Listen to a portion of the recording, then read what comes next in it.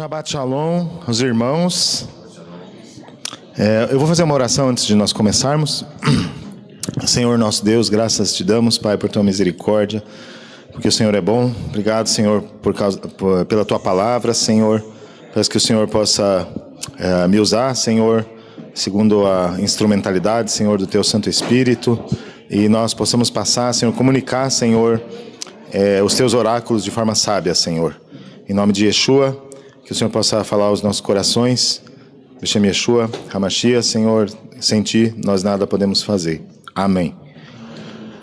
Então nós vamos falar da Parashá Haazinu, que quer dizer ouçam. Essa Parashá, ela tem a sua Haftará ali em 2 Samuel 22, 1, 51, que são as palavras de Davi, é o cântico de Davi. E tem o texto correspondente da Brit Hadashah em João 21 até 15 e Romanos 10, 14 até 21. Nesse segundo texto nós vamos nos concentrar bastante nele hoje. Então tem uma imagem, está meio cortada embaixo, é uma imagem bem grande, são aquelas artes no estilo bem judaico, né, da Parashá Haazinu, manufaturada, né? E a Parashá, ela começa ali em Devarim 32, 1 e 2. Mas antes disso, nós precisamos voltar um pouquinho na Parashá anterior, que é a Parashá Vayelech, onde Moshe ele vai atrair o povo para dar o discurso que ele vai dar a partir de Devarim 32. E ele fala assim: agora escrevei para vós este cântico, ensinai-o para o povo de Israel, ponde-o em sua boca, a fim de que este cântico me sirva de testemunho contra o povo de Israel. E nós vamos ver esse termo contra, né, como que, eu estou colocando uma constituição para vocês, mas ela não é para ajudar vocês, é para se colocar contra vocês. Dá a impressão que realmente é isso que nós entendemos. Mas a verdade é que as palavras estão colocadas dessa forma para que o povo considere a seriedade do pacto, que não é somente, não são somente conselhos, mas são instruções. Então, a expressão contra vós, ela reflete uma advertência e um lembrete de que as palavras da Torá e as instruções de Deus não são meramente conselhos, mas uma aliança vinculativa com consequências sérias. Deus, por meio de Moshe, está destacando a responsabilidade do povo em obedecer às instruções dadas. A Torá, e especificamente a canção de Moisés, serve como um testemunho que lembrará ao povo da bondade de Deus, mas também as consequências da desobediência. Então parece ser um jugo pesado, né, e opressivo, mas na verdade só está assim porque um Deus amoroso, ele quer transmitir a seriedade do pacto. Então, a expressão contra vós, ela reforça que a aliança não pode ser tomada de forma leviana. As leis e instruções da Torá estavam ali para orientar Israel e garantir que vivesse em harmonia com Deus, mas caso o povo se desviasse, essa mesma Torá seria a evidência de sua desobediência e do seu abandono de Deus.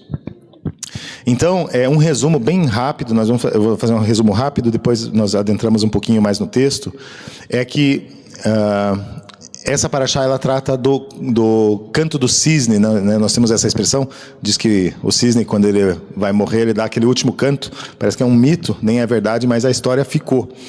Então é como se fosse as últimas palavras de Moshe, então por isso também a seriedade das suas palavras, né? Então o último aviso, apresentado na forma de um poema lírico, pede enfaticamente ao povo judeu que permaneça fiel à Torá, mesmo após a morte do líder. Em suma, em poucas frases, ele descreve a história do povo judeu, a ajuda de Hashem e descreve quão terrível será o castigo se eles virarem as costas a Deus e a sua Torá. A passagem termina com Deus chamando Moshe para subir no Monte Nebo, onde ele morrerá. Antes disso, porém, na passagem seguinte, ele abençoa Israel.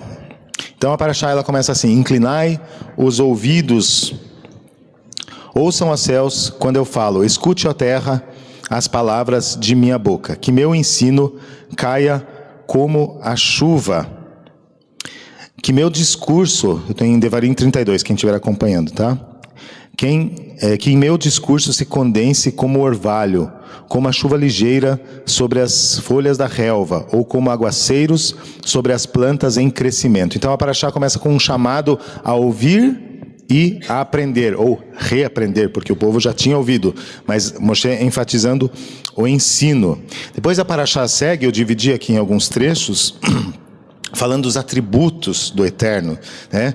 Pois eu proclamei o nome de Adonai e a grandeza do nosso Deus, a rocha, a nossa rocha, a sua obra é perfeita, pois todos os seus caminhos são justos, o Deus digno de confiança que não erra, ele é justo e reto. E depois ele continua falando do homem, ele fala dos atributos de Deus, aí ele fala dos atributos do homem. E ele dá uma palavra pesada, que nós até falamos no grupo essa semana, ele não é corrupto, o defeito está em seus filhos. Uma geração desleal e pervertida, vocês, membros de um povo tolo, tão carente de sabedoria, e ele começa a dar palavras muito duras ao povo de Israel. E para isso, então ele faz uma tática sempre que, tática não é uma palavra boa, mas é um recurso que Moshe usa, que ele usa várias vezes na Torá, que é trazer à memória do povo tudo aquilo que Deus fez. Lembrando que isso está escrito em forma poética, né? Assim como outro cântico de Moshe, que é o cântico na saída do Mar Vermelho, esses dois cânticos, o cântico de Miriam também, eles estão escritos de uma forma diferente na Torá. Então, quando você abre o rolo da Torá, você vai ver que está escrito de uma forma bem poética, numa estrutura de texto diferente, com paralelismos e tudo aquilo que a poesia hebraica oferece. Então ele traz à memória lembrança, né? Falando, eu vou falar alguns trechos aqui. Elion concedeu a cada nação a sua herança ao dividir a raça humana. Ele distribuiu as fronteiras aos povos de acordo com a população de Israel. No entanto, a porção de Adonai era seu povo. Yaakov tornou-se sua herança. Ele estabeleceu seu povo na região desértica, em um deserto uivante e desgastado. Ele o protegeu e cuidou dele. Guardou-o como pupila dos seus olhos. A preocupação de Israel muitas vezes era o que? Alimentação. Então Deus cuidou dessa parte, cuidou das bênçãos, né? Ele os fez montar nos altos da terra, eles comeram o produto dos campos, ele o fez tomar mel das rochas, o azeite de oliva dos rochedos, coalhada das vacas e leite das ovelhas. E ele segue falando de todas as bênçãos que Deus deu a Israel. E aí vem um texto que nós podemos considerar chave aqui, que fala assim, do pecado de Israel, ou dos pecados de Israel. Mas Yeshurun é algo está ligado com retidão, mas é um nome carinhoso que Deus deu ao povo de Israel.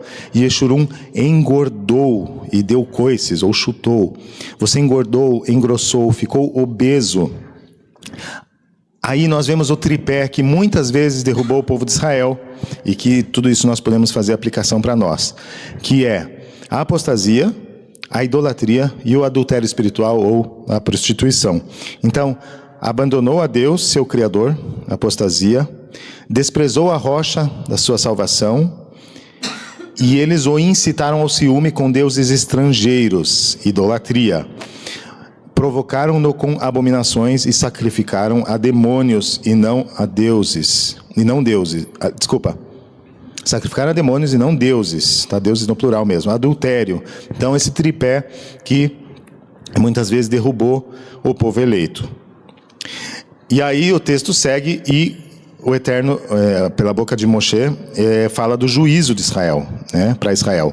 Esconderei deles o meu rosto e verei o que será deles, pois são uma geração perversa, filhos indignos de confiança. Então essa geração, depois de 40 anos, Moisés dá palavras duras, né?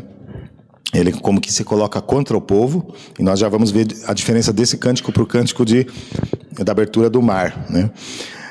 E aí tem um texto que nós vamos entrar depois, que é o texto dessa Parashá, que é de Romanos 10, que Moisés fala aqui: eu incitarei, eles incitaram meu ciúme, no versículo 21, eles incitaram meu ciúme com um não Deus e provocaram-me com suas vaidades.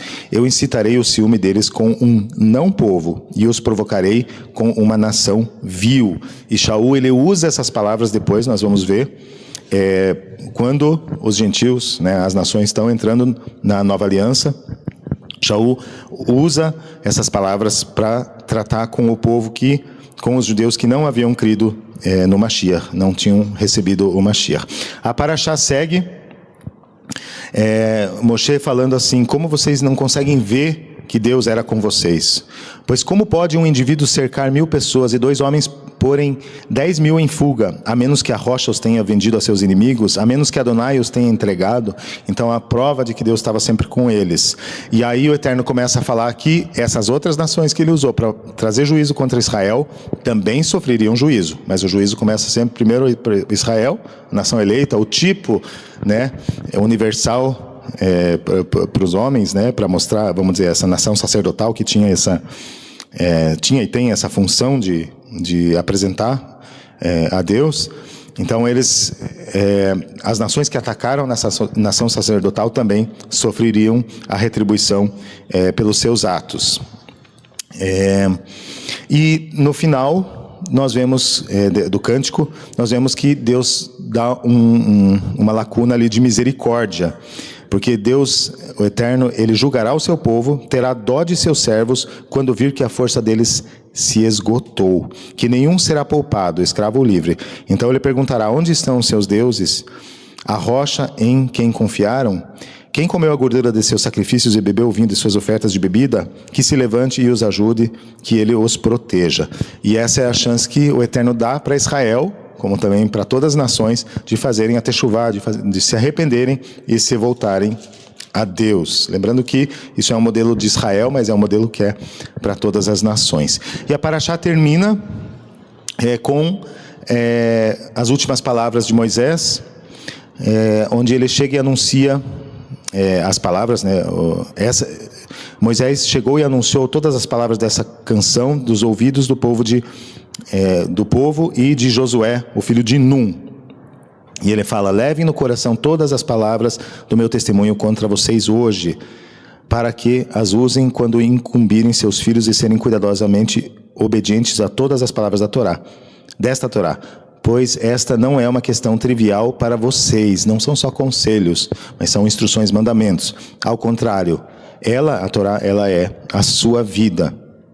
E aí, o único trecho dessa Parashá que está fora do cântico, aí já relatando em terceira pessoa, que naquele momento Adonai diz a Moshe: suba a cordilheira do Avarim, suba ali onde estão as planícies de Moabe, e ali você vai morrer na montanha a qual subirá, e será unido ao seu povo, assim como Arão, seu irmão, que morreu no Monte Hor e foi reunido ao seu povo.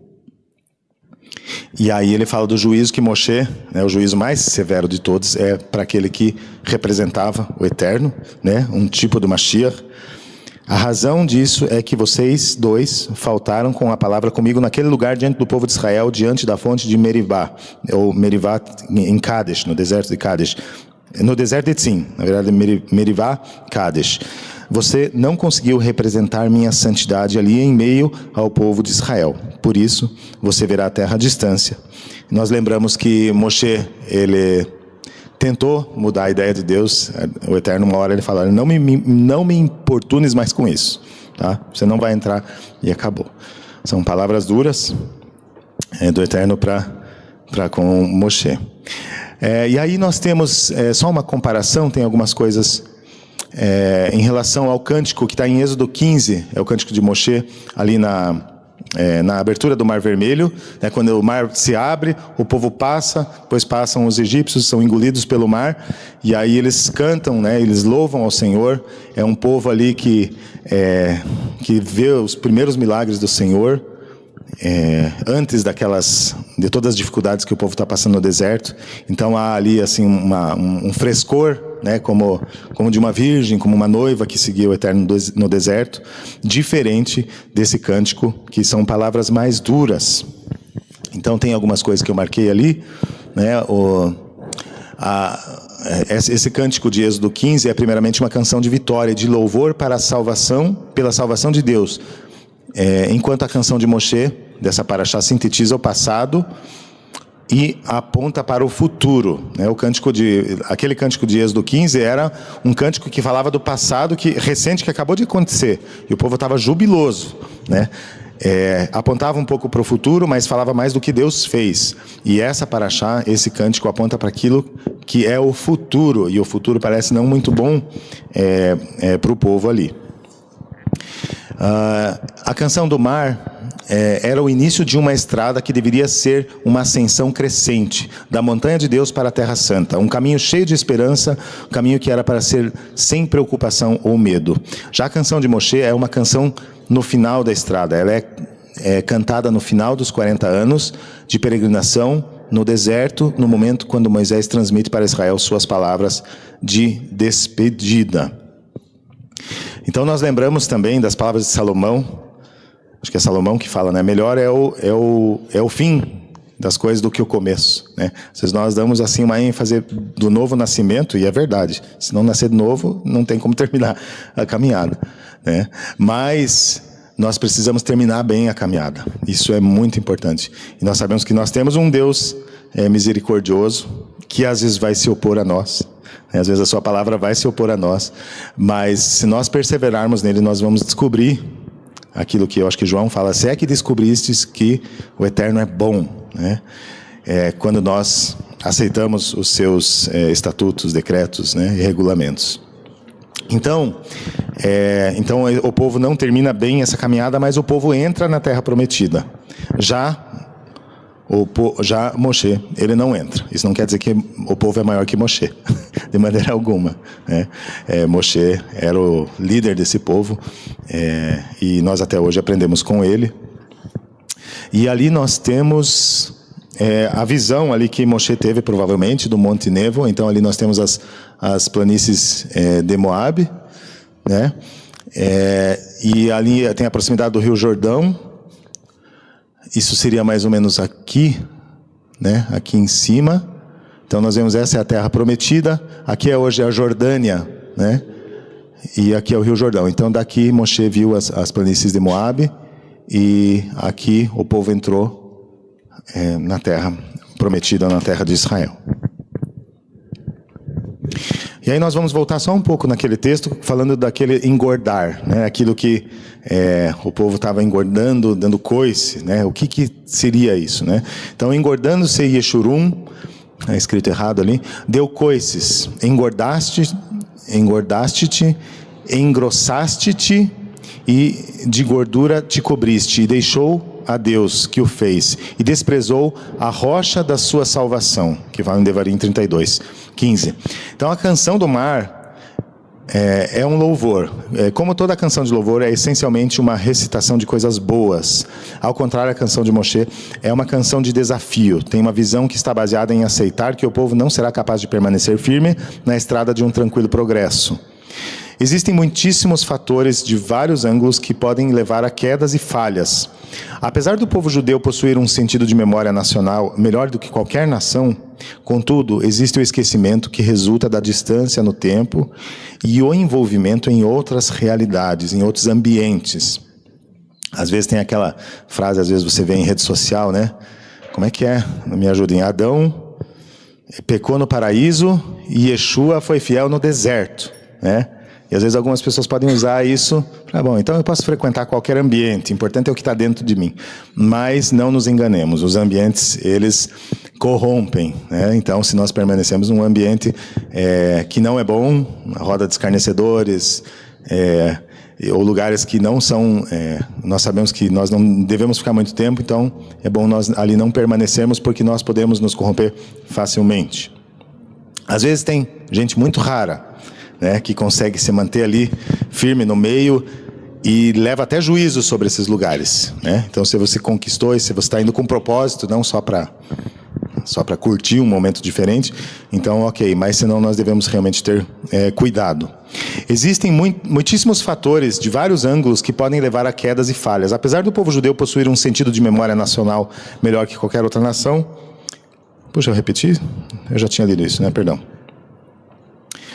Então, em tempos de sucesso, existe uma tendência em direção à autossatisfação, né? Esses dias, dar um testemunho, eu tinha um almoço da turma de faculdade.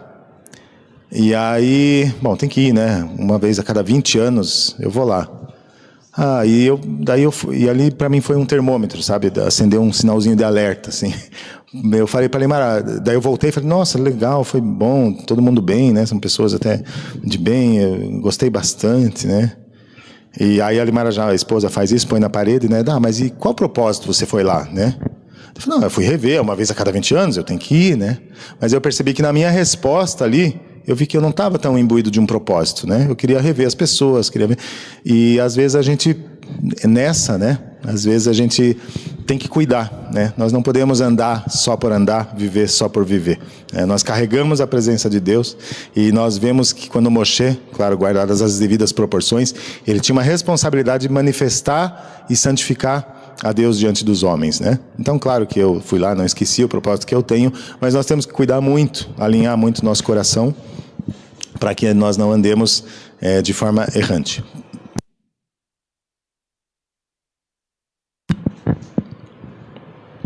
Apesar de Deus tratar com um povo exclusivo, a didática do Eterno com Israel tem uma finalidade universal. Então, Shaul fala isso, né? Porque tudo que dantes foi escrito para nosso ensino foi escrito, para que pela paciência e consolação das Escrituras tenhamos esperança. A inclinação para o individual, e certamente de uma nação inteira, é alcançar a normalização, uma vida normal, sem demandas e requisitos especiais. A canção de Moshe fala não somente da possibilidade de tal inclinação, tomando conta de nós, mas também e principalmente do fato de que Deus não permitirá que Israel se torne apenas uma das nações. Isso se estende aos crentes de todas as nações. Então, quando nós vemos o próprio conceito de igreja, eclésia, é uma combinação das palavras chamar e fora. Então, nós somos chamados para fora, não somente fisicamente, agora falando, mas chamados para fora no sentido da realidade que agora nós fomos imersos pelo Espírito de Deus e pela Palavra de Deus. Então, nós somos chamados a não ser como as outras nações e não sermos assimilados, porque esse vai ser o nosso testemunho, ou parte do nosso testemunho. E aí tem um outro trecho que fala sobre os ciúmes, então, que é o trecho que Shaul usa em Romanos 10, 14 a 21. Eu vou abrir lá.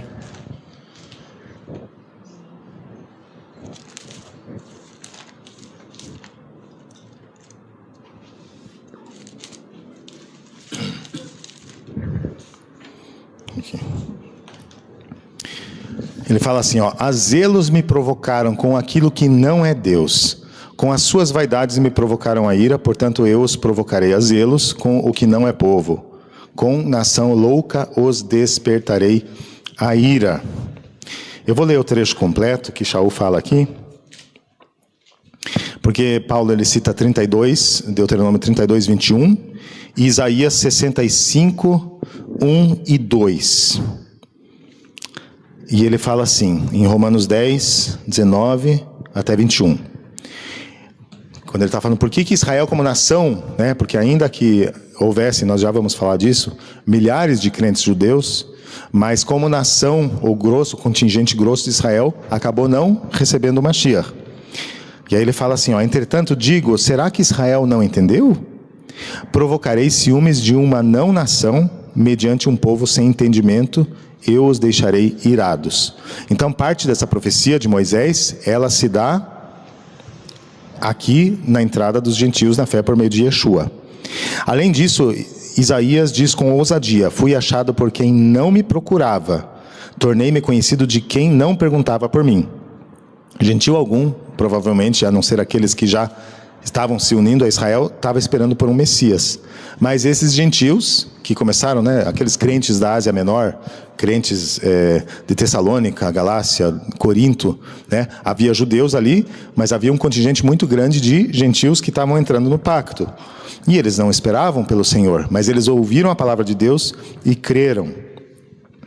Entretanto, a respeito de Israel, ele diz, o dia todo estendi as mãos a um povo desobediente e contestador. Aí ele também está citando os profetas lá atrás. Então, Shaul, ele vai desenvolvendo esse pensamento da disciplina, e ele vai começar a falar agora da disciplina que o Eterno tem com o seu povo.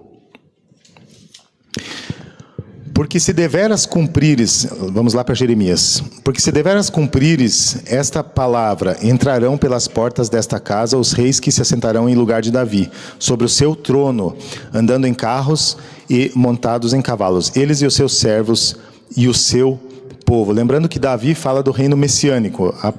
O trecho da Paraxá dessa semana fala exatamente em 1 Samuel...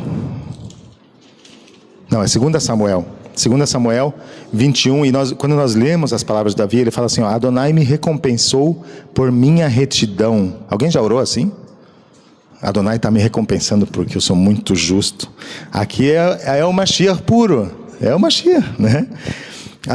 Adonai me recompensou por minha retidão, e me recompensou porque minhas mãos estavam limpas, pois eu tenho guardado os caminhos de Adonai, eu não tenho cometido mal de abandonar o meu Deus.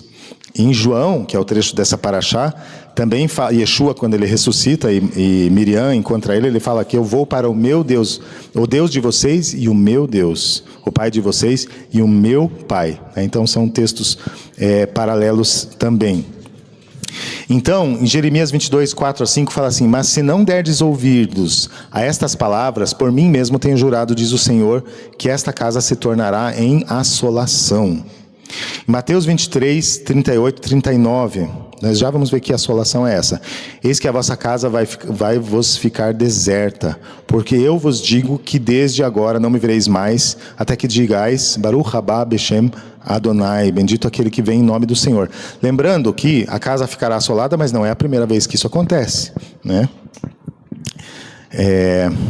Então nós já vamos lá na frente falar sobre alguns exílios que Israel sofreu. Lembremos que o contingente inicial de crentes eram judeus. Agora eu estou advogando a favor do povo judeu. O que alguém tem que fazer isso, né? E é para isso que a restauração, a visão da restauração, ela é chamada, né? Nós advogamos não por causa do povo judeu, mas por causa das palavras e promessas do Eterno, né? Claro, nós amamos o povo judeu, nós amamos aquilo que nós recebemos, a seiva, mas nós advogamos porque nós advogamos junto com o nosso Pai, porque existem promessas para o seu povo. Então lembramos que o contingente inicial de crentes eram judeus, 3.000 que se convertem, não é creem, com a pregação de Pedro em Shavuot, mais apóstolos, mais discípulos. Atos 21, 20 fala que havia milhares de judeus crentes e eram zelosos da lei. Tiago, né, Yaakov que fala. Então, ou seja, havia um número grande de judeus crentes em Yeshua, mas um número ainda maior de judeus que não creram em Yeshua. Aí tem um édito que acontece ali no ano 49, no começo da igreja, que é decretado por Cláudio. Eu já falei isso aqui outra vez, mas não custa repetir. Então, é por causa de um tal de Yeshua, né? Sedições que estavam acontecendo por causa de Yeshua. E os judeus crentes, assim como os judeus, todos os judeus, eles são expulsos de Roma. E os gentios ali da igreja de Roma, tomando ocasião por essa situação, eles começaram a se gloriar. Então já começaram a falar, olha, nós podemos fazer as coisas do nosso jeito, se aproveitando talvez das palavras de Paulo, nós não sabemos, dentro desse novo sacerdócio, e começaram a mudar um pouco as coisas. Depois, esses judeus, eles acabam voltando para Roma, para Corinto. Priscila e Áquila são dois desses remanescentes que foram expulsos e depois voltam, só que eles voltam para a igreja de Corinto, né?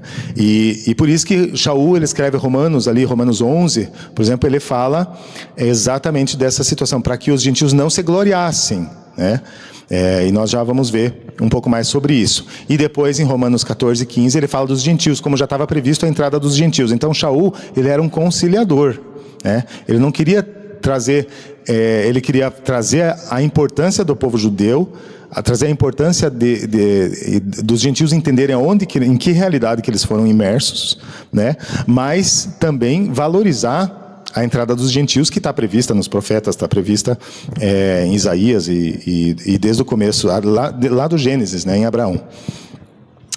Então, nós vemos que acontece essa expulsão dos judeus, depois acontece uma volta, não de todos, mas existe um aumento do número de judeus. Aí vem o ano 70 e o templo de Jerusalém ele é destruído. Então lembramos das palavras de Yeshua, ele fala, destruirei esse templo e em 3 dias eu o reconstruirei. Então o foco sai do templo e começa a se voltar para Yeshua, que é o templo vivo, né? Então os judeus são dispersos, Jerusalém é dominada pelos romanos, aumenta o número de crentes em Yeshua em toda a Ásia e começa a se estabelecer essa nova identidade para os crentes.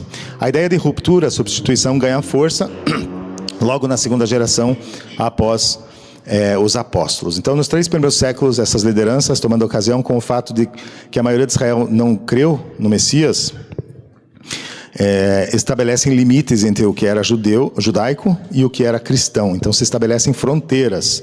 Então, percebemos ali o inimigo ele semeando ali, né? É claro, aqui eu peguei coisa de um estudo que eu dei há tempo. Nós não podemos ignorar a soberania do Eterno, porque quem espalhou o povo foi o Eterno, né? Mas nós também não temos que ter compromisso com homens que erraram, com os erros desses homens, né? Então é uma linha tênue. Então tem ali o trato com a questão dos judaizantes na Galácia, tem judeus crentes e não crentes em Yeshua sendo dispersos. Nas sinagogas, esse dado aí tem que averiguar se está bem certinho, mas na época que eu peguei isso, é instituída a Birkat HaAminim. Nós vamos encontrar no nosso Sidur, tem uma bênção aí que nós não podemos fazer, tá bom? Que é a bênção contra os hereges, que é entre 80 e 90 depois de Yeshua. Então essa maldição era supostamente destinada a identificar crentes em Yeshua nas sinagogas. Qualquer um que se recusasse a pronunciar a maldição era suspeito de ser um cristão infiltrado. Um saduceu, não era só contra os crentes. Obrigado, Rose. Então, e aí? Seria esse povo constituído de gentios, gentios crentes que entram no pacto, né? Um povo distinto? O ministério proeminente de Shaul, mais a liberdade que os gentios foram chamados a caminhar, lembremos-nos que essa liberdade se dava em um contexto de Torá, Atos 15, poderia dar margem para que os gentios caminhassem sozinhos, como um povo distinto de Israel? É uma pergunta. Poderia dar margem para isso? O povo gentil poderia caminhar sozinho? E aí tem um texto que eu penso que nos ajuda bastante, exatamente na carta de Romanos, em Romanos 15,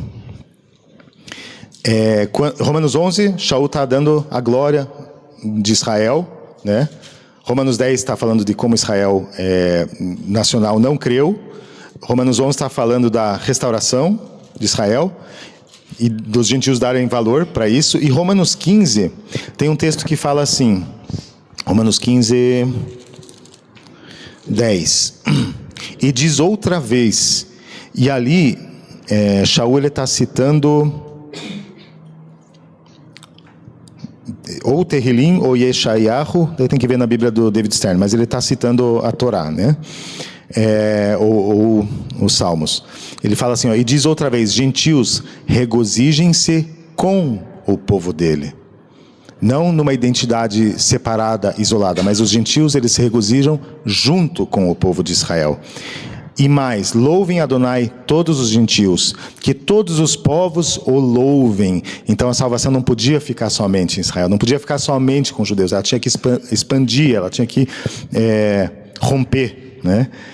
E mais, Yeshayahu diz, a raiz de Ishai, Jessé, virá, aquele que surge para governar os gentios depositarão nele sua esperança. Então a promessa era somente para os judeus? Não, era para os gentios e era também para as nações. E aí nós temos Atos 15, eu acho que não precisa ficar muito em cima desse trecho, que acho que os irmãos conhecem.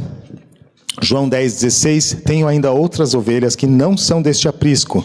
A essas também me importa conduzir a elas, ouvirão a minha voz e haverá um rebanho e um pastor, uma só fé.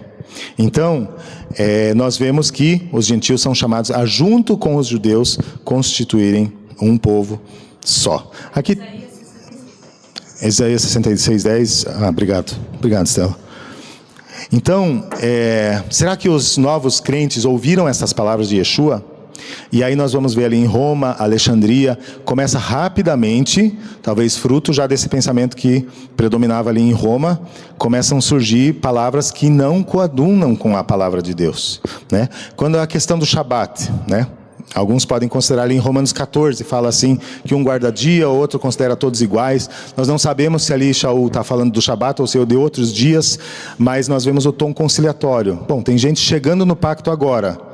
Eu não vou obrigar ele a todas as coisas, ele pode devagarinho ir aprendendo, né? Tem outro que pode se gloriar, nós somos melhores, nós guardamos o Shabat, afinal, né? Nós não sabemos exatamente do que ele está falando, mas existe ali uma tensão. Mas quando nós vemos, por exemplo, Inácio de Antioquia, ele já fala não, o Shabat não deve ser guardado, né?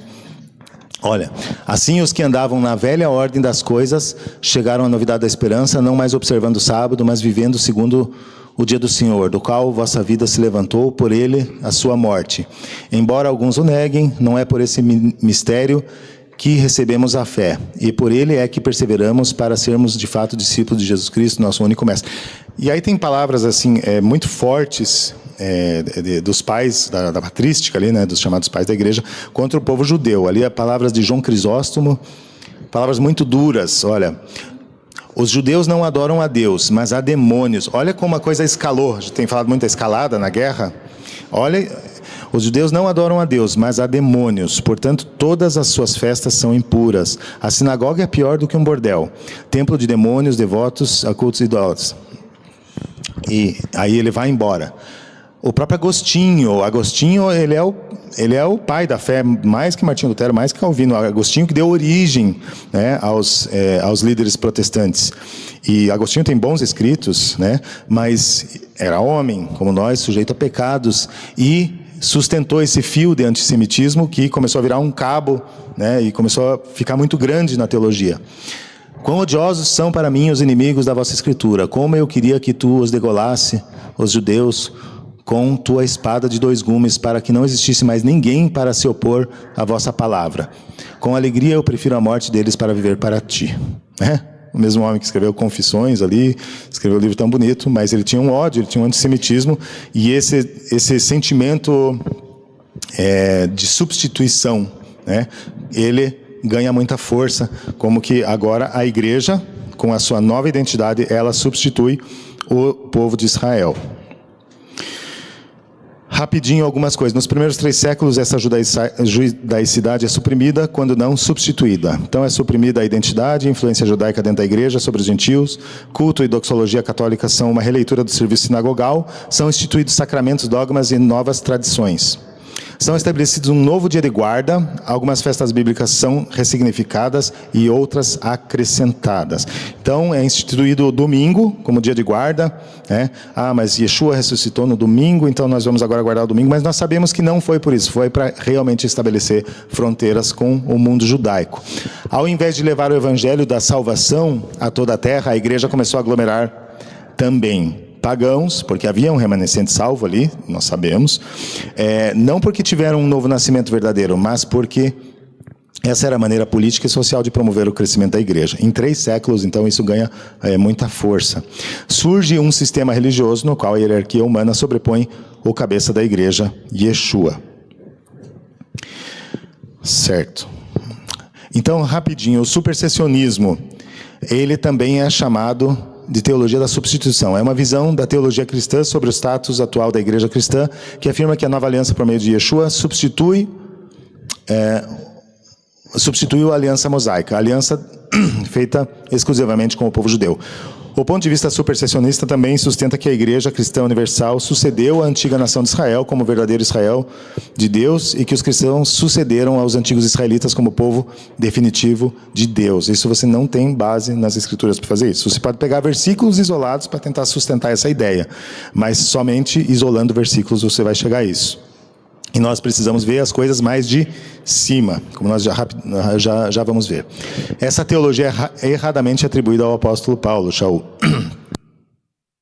Justino, Mártir e Agostinho aderiram ao supersessionismo. É realmente muito difícil encontrar algo diferente na igreja romana ou protestante, que não encontre um fio da teologia da substituição.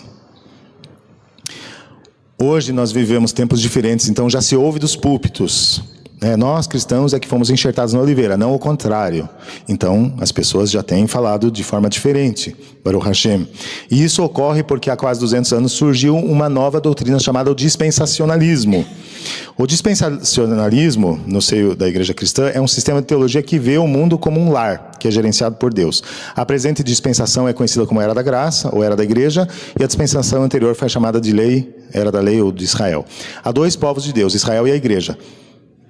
Há um povo, nós sabemos, né? Em Yeshua há um povo, mas como que se Deus estivesse tratando com Israel lá de uma maneira e com a igreja com outra. Em termos, nós podemos tirar verdades daí. Entretanto, o plano de Deus para Israel ainda não terminou, e nele Yeshua voltará a tratar com o povo judeu durante a tribulação de 7 anos e durante o milênio, né? Aquela história da igreja sobe, e aí Deus vai tratar com o povo de Israel. Não vou falar sobre escatologia aqui, senão eu vou errar. É uma doutrina que ainda está saturada de teologia da substituição, mas começa a devolver glória a Israel. Então já existe um mover de Deus acontecendo, né? Na verdade, Deus nunca parou de se mover, irmãos. Deus não abandonou os homens, né? Mas Ele não tem compromisso com o erro, né? Então Deus se move quando nós entramos nos seus decretos, enquanto nós não entramos. Mas o que nós cremos? Nós cremos que o Ruach, ele está movendo cristãos para que conheçam as raízes bíblicas e judaicas da fé, tenham acesso ao legado de Israel e retomem um relacionamento apropriado entre a igreja e Israel. Dentro do propósito de Deus, Israel não é como as demais nações da terra. Tirar a significância bíblica e profética da nação sacerdotal implica em limitar a identidade e chamado da própria igreja. Como dizem, é um tiro no pé. Interpretação literal da Bíblia deve prevalecer sempre. Então, a teologia da substituição tratou de fazer alegorias espirituais, né? Já ouviu, às vezes, o pastor fala: tua vida está difícil, grita contra o vale de ossos secos, e esses ossos vão... Então, nós pegamos, não tem problema você fazer alegorias, né? Mas você não pode, essas alegorias não podem tomar lugar do texto principal, do texto literal. Isso nós temos que ter claro, né? Porque Satã, ele é sorrateiro, né? A teologia da substituição tratou de fazer alegorias espirituais com muitas passagens sobre Israel e Jerusalém. Isso comprometeu a visão da revelação de Deus para os crentes e o próprio raciocínio bíblico. A teologia da substituição deve ser rejeitada, pois é mais um instrumento de perseguição ao povo judeu, sempre foi, especialmente nos últimos 2000 anos. Já estamos terminando. Então, a teologia da substituição, ela tem mais ou menos esse pensamento. Por exemplo, vamos ver ali, nós temos os pontos altos. Foi ou não foi? Os pontos altos e os pontos baixos aqui, vamos dizer que isso aqui é uma linha do tempo, né? Essas ondas periódicas aqui. Então, vamos dizer assim, que o povo de Israel, quando ele foi exilado, estava por um erro, né? Vamos considerar que foi um erro ali. O povo desceu ao Egito porque estava com fome, e aí ele está aqui num lugar baixo. Mas aí depois Deus liberta eles por meio de Moshe, eles vão para o lugar alto. Eles vão para o exílio assírio, 722 antes de Yeshua, eles estão aqui embaixo, né? Deus está tratando com o seu povo, disciplina sobre o seu povo. Mas quando eles são libertos, então eles vêm aqui para cima. E nós vamos para esse sobe e desce. E aí nós nos perguntamos, mas Israel deixou de ser o povo de Deus quando ele estava aqui? Nós deixamos de ser povo de Deus quando nós passamos pelos baixos da nossa vida? Passamos pelos baixos porque somos povo de Deus. Boa, Raul.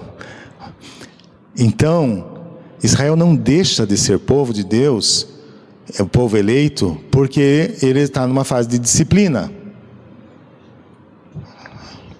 Pelo contrário, só prova que Deus está trabalhando no seu povo. Uma maneira de nós, e as profecias cumpridas em Israel só comprovam isso, uma maneira de nós enxergarmos esse helicoidal aqui, eu não sei como é que se pode chamar, essas ondas, é olhar isso mais de cima, porque nós temos um pensamento até mais greco-ocidental, que ele olha as coisas de maneira linear. Mas se nós olhássemos as coisas dessa maneira, olhando de cima, como numa espiral, então nós vamos ver, daí de repente nós podemos até colocar aquelas ondas periódicas aqui dentro desse círculozinho, mas como o eterno enxerga, né? E às vezes quando nós vamos para o pensamento hebraico, então nós passamos a enxergar as coisas mais dessa maneira, né? Então nós vemos o exílio egípcio, depois o exílio assírio, exílio babilônico, né?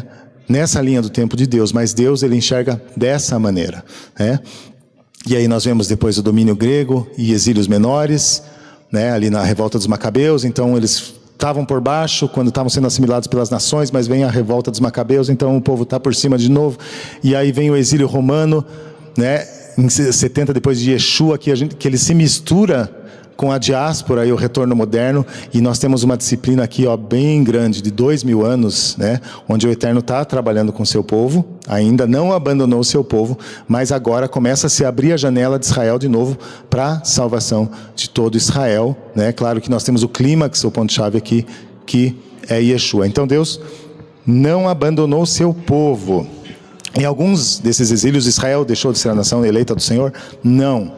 Então assim diz o Senhor, que dá o sol para a luz do dia e as ordenanças da lua e das estrelas para a luz da noite, que agita o mar, bramando suas ondas, o Senhor dos exércitos é o seu nome. Se falharem essas ordenanças de diante de mim, diz o Senhor, deixará também a descendência de Israel de ser uma nação diante de mim para sempre. Assim disse o Senhor, se puderem ser medidos os céus lá em cima e sondados os fundamentos da terra cá embaixo, também eu rejeitarei toda a descendência de Israel por tudo que fizeram, diz o Senhor. Mas, por enquanto, né, os céus estão lá em cima, o sol está lá em cima. Então Israel permanece como uma nação diante do Senhor e nação sacerdotal, né? E olha o problema, a tensão que a teologia ela causou. Quando eu coloco em xeque as palavras do Senhor em relação a Israel, eu coloco uma tensão em minha própria salvação. Porque se as palavras do Senhor falharam com Israel, né, porque se Israel não tem mais chance, quem diz que Deus vai garantir a minha salvação? Elas podem falhar para mim também. Então, eu sou obrigado a aceitar o testemunho de Deus em relação a Israel, né? No começo é uma obrigação, depois vai virar um prazer, vai virar uma alegria você ser participante disso, né? Então, se alguns dos ramos foram quebrados, tu sendo zambujeiro, foste enxertado em lugar deles e feito participante da raiz da seiva da oliveira, não te glorie contra os ramos, e se contra eles te gloriares, não és tu que sustentas a raiz, mas a raiz a ti. É Deus, então, que é o pacto de Deus com Israel que sustenta também os gentios, né? Nós entramos nesse pacto. Então, à medida que a igreja começa a tomar conhecimento de suas raízes, do enxerto na oliveira, um novo relacionamento e nova dinâmica de comunicação e entendimento começarão a tomar lugar, como nós já falamos. Deus sempre quis um fluir de comunicação, testemunho e amor entre os ramos cultivados e os ramos selvagens, como uma demonstração do seu reino. Assim, a igreja começou com tensões, né? Nós vivemos tempos de tensões, mas por isso nós também não somos chamados a brigar. Nós somos, né? Paulo fala, nós somos ministros da reconciliação. Então nós somos chamados a reconciliar em Yeshua, porque Yeshua é aquele que reconcilia todas as coisas. Naturalmente nós não podemos fazer isso na força do braço, nós precisamos do Senhor, precisamos de muita comunhão com Deus, né, para que nós possamos ser agentes da restauração. O que Deus intencionava com Israel no início se realizará no final, e o Eterno conta conosco com essa tarefa. Mas qual que é a tarefa, né? Que é o gerar ciúmes. Digo, pois, porventura tropeçaram para que caíssem? De modo nenhum, mas pela sua transgressão veio a salvação dos gentios para provocá-los ao ciúme. Né? Então, como que a igreja que não considera a Torá vai conseguir gerar ciúmes em Israel? Então, nesses tempos, como o Rabino Marcelo fala, isso é um chamado compulsório para a igreja se voltar para a Torá e a importância que a Torá tem para o benefício da própria igreja. A própria igreja só tem a ganhar com isso. Então, como podemos ser testemunho, para finalizar, tanto para Israel como para as nações, né? Então, ali o povo ia entrar na terra prometida. Então, nós precisamos expulsar os antigos donos, agora sim fazendo uma alegoria espiritual, né? Idolatria, adultério e apostasia, mas expulsar os antigos donos, aqueles que outrora tinham vitória sobre nós. Nós temos que ser irredutíveis sobre isso. Então, em relação aos frutos da carne, nós podemos aplicar isso também, né? A ira, contenda, paixões que operavam nos nossos membros. Então, nós precisamos vencer isso no Senhor. Tratar essa terra como se fosse nossa, pois ela é nossa, ela é dádiva de Deus. E agora estou falando também da nossa fé, né? Que de uma vez por todas foi entregue aos crentes. Essa é a vitória que vence o mundo, a nossa fé. Quem é aquele que vence o mundo, senão o que crê que Yeshua é o Filho de Deus? 1 João 5,5. Então essa promessa se cumpre lá, fisicamente, literalmente, com o povo de Israel, retornando à sua terra, mas espiritualmente nós precisamos vencer, como o Raul falou aqui, né? Os inimigos internos, né? E para isso nós precisamos do Ruach. E não praticar o que antes era praticado. Quanto à antiga maneira de viver, vocês foram ensinados a despir-se do velho homem, que se corrompe por desejos enganosos, e serem renovados no modo de pensar, e a revestir-se do novo homem, criado para ser semelhante a Deus em justiça e em santidade provenientes da verdade. Então, é meio beabá para nós, mas o beabá nem por isso é fácil. E aí tem a cereja do bolo, que é guardar os mandamentos de Deus e a fé em Yeshua. Na medida que a igreja passa a guardar os mandamentos de Deus, dá valor aos mandamentos de Deus, né? Especialmente reconhecer, porque ninguém guarda aquilo que não reconhece. Primeiro nós reconhecemos. Então, aqui está a perseverança dos santos, os que guardam os mandamentos de Deus e a fé em Yeshua. E eu termino com Romanos 11, 30 e 36, que Shaul fala assim: porque assim como vós também antigamente fostes desobedientes a Deus, mas agora alcançastes misericórdia pela desobediência deles, assim também estes agora foram desobedientes, para também alcançarem misericórdia pela misericórdia a vós demonstrada. Porque Deus encerrou a todos debaixo da desobediência. Aquela geração do deserto, os gentios todos, para com todos usar de misericórdia. Isso não é um chamado para nós para a desobediência, pelo contrário. Ó profundidade das riquezas, tanto da sabedoria como da ciência de Deus. Quão insondáveis são os seus juízos e quão inescrutáveis os seus caminhos. Porque quem compreendeu a mente do Senhor, ou quem foi seu conselheiro, ou quem lhe deu primeiro para que lhe seja recompensado? Porque dele e por ele e para ele são todas as coisas. Glórias, pois, a ele eternamente. Amém. É isso. Amém.